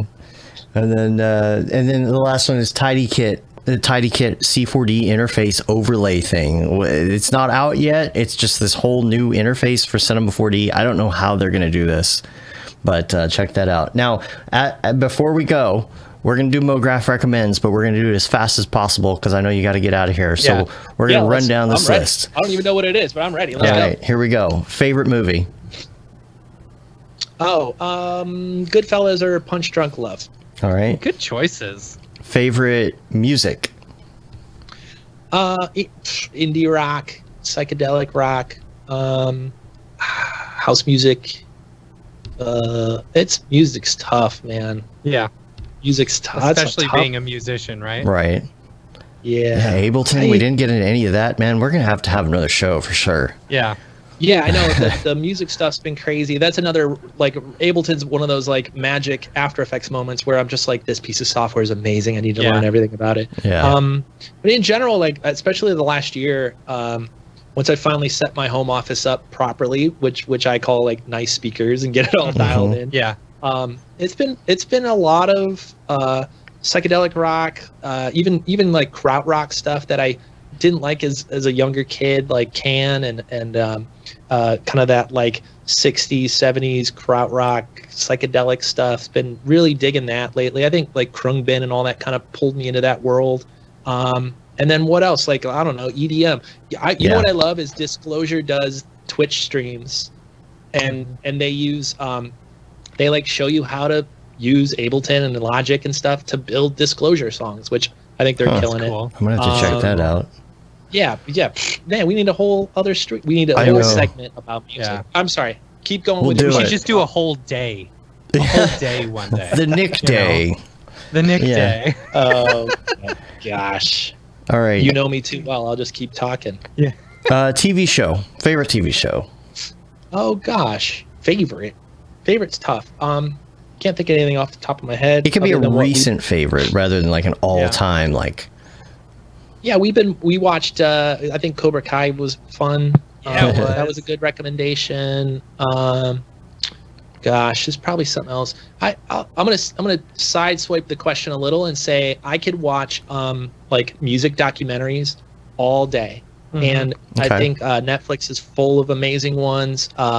There's the classic record series on. I think that's on Amazon.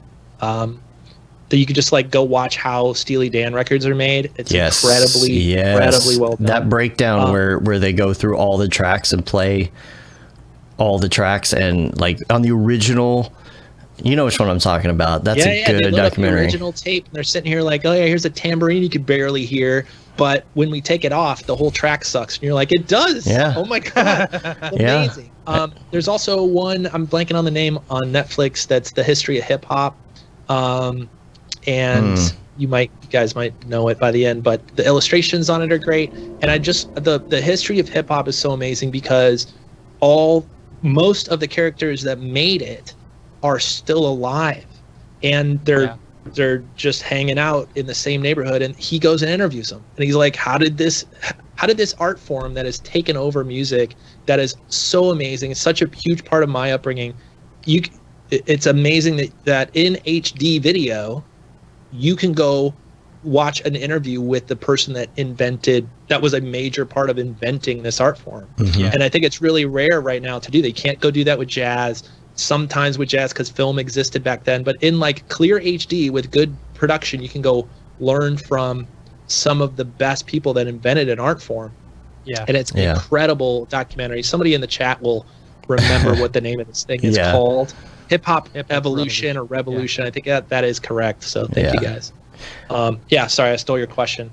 And I gotta go. So let's go. One more question. I'm ready. All right. Do the life hack. I'm gonna skip ahead. I'm gonna say life hack. Last one, life hack. Life hack. Favorite life hack. And Mitch Meyer's example of this is he turned the toaster on its side for some bomb ass grilled cheese. I feel like I've dialed in a few of these things over my life, but they turn into like habits.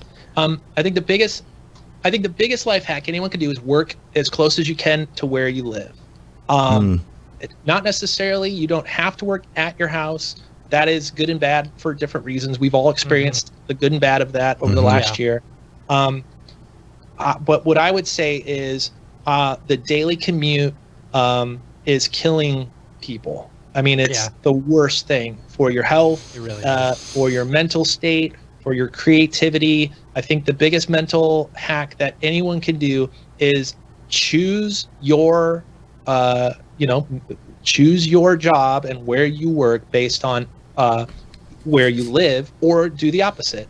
Find the place you want to work and then move your move your life to be as close as possible to that and reduce the amount of traffic. That can't always be a part of everyone's life, but when at all possible, think about the hours that you can gain back, which is the number one thing you can never get back in this life, is the amount of time you spend doing things you hate doing. Now, if you love your commute, you listen to your podcast and it's fine, that's fine.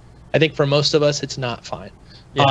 So I would say that would be a life hack to think of making sure that you are as close as possible. Bernard says 5 minutes. Yeah, that's pretty good, man. That's pretty good. Yeah. Cool. You still taking cold showers every day?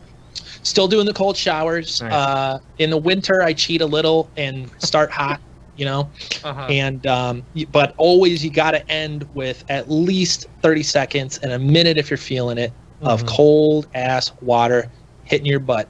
It will wake you up.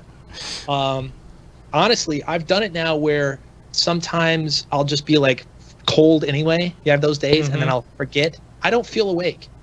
I don't feel awake. Like I'm now like built into it. Look, I'm able to do the all day podcast with you guys because of my cold shower. You know what I'm saying? Is that the Tim Ferriss thing? Was it Tim Ferriss? Or am I thinking? I think I heard it over books and just blew it off. Like, who the hell would do that for years, right? Like, why would you? Like, and I think a lot of people think that way. Like, why even start that? And then one day I was forced into it. I'll spare you the long version because I got to go. But I was forced into it because the hot water heater was broken in San Francisco where I was working for some buddies. And I didn't bother calling them to tell them the hot water heater was broken. I didn't want to bug them on the weekend. And so there I was, soaped up in the shower, waiting for it to get hot. Like, eventually this shower will get hot. Nope. So what do you do in a shower when you're all soaped up and you don't have hot water? There's only one way out. Yeah, you just got to go in. Gotta go in. You gotta go all in. You gotta rinse off. And I walked out of that shower and I felt like I could kill a bear and a shark, like separately, and they could both attack. I had the energy. I had the whatever it was amazing. And so I decided for the second day, rather than call them and get the hot water fixed, I was like, that wasn't so bad. And I felt better. I did it again, and that started the day one. That was 2012, I think. And yeah, every day I'm in the shower, I'm taking at least ending with a cold shower. It's highly recommended. Try it out, folks. Sweet. Try it out. Cool. Well, we're going to get out of here. All right. You can rate us on iTunes, leave a review, subscribe on your podcatcher of choice. You can check out the newsletter. It went out last week. Check it out. There's a bunch of fun stuff in that if you've missed anything that we've been working on. You can say you've been there, done that, got the t-shirt with the Mograph logo tee, the Paul Babb Feel the Bab 2020 shirt. All the profits from that go to Doctors Without Borders. The Render Things t-shirt, hoodie, and long sleeve tee. The That Render is Fire shirt, which you're only allowed to wear ironically, unless you're shams. And then the graphic blandishment Mograph t-shirt that is out now as well. You'll get a little retro there. We're on Facebook, Twitter, Instagram, YouTube, mograph.com. Check us out. Come say hi. And Nick, if people want to find you online, where can they find you? Yeah, if you want to do all the Cinema 4D fun stuff, go to grayscalegorilla.com. You can join our Intro to Cinema 4D by typing Intro to Cinema 4D into Google, finding us there. And if you want to talk to me, probably Twitter. Nick Vegas is the best way to do that. And if you're in our Slack channel, we're always hanging out there as well. Come say hi in the Grayscale Gorilla Connect Slack channel. Cool. All right. Thank you guys for having me. Thanks a lot. Awesome. Appreciate it. Thanks. All right. Till next time, I'm Dave. And I'm Matt. I'm Nick. Have a good guys. one. Later, yo. Stand by. Yeah.